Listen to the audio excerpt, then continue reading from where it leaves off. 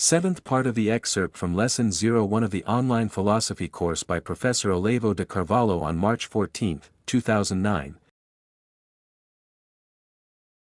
Student interrupts the class and says, "Talk more about the exercise you proposed at the beginning of the class." Olavo replies, "The obituary exercise, which I suggested at the beginning of the class, not just suggested, this assignment is actually mandatory, will serve for many years as a guiding basis for each of you. You are going to pretend that, first, you became everything you want to be, having fulfilled the best of your potential and your dreams.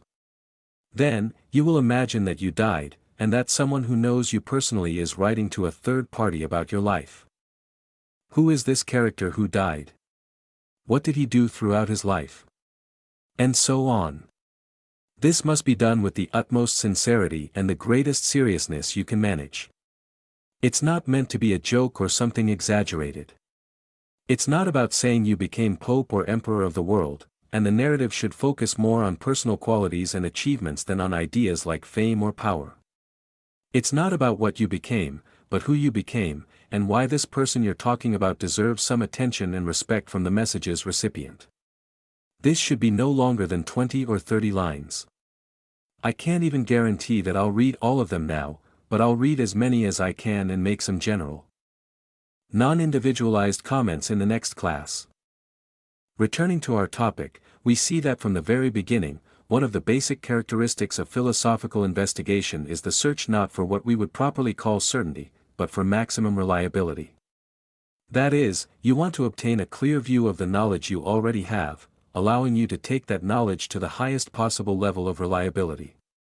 Looking at Socratic dialogues, we see that this maximum reliability, which he seeks through the critical examination of the knowledge presented to him, is a reliability that consists in provability. He is looking for something that can be proven, scientifically validated, so to speak, but at the same time and inseparably.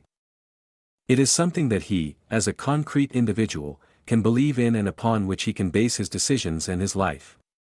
This is absolutely fundamental and distinguishes this Socratic knowledge from anything that is today considered reliable knowledge.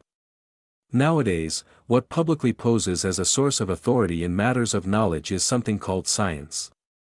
To close any discussion, all it takes is to say that science has proven this or that.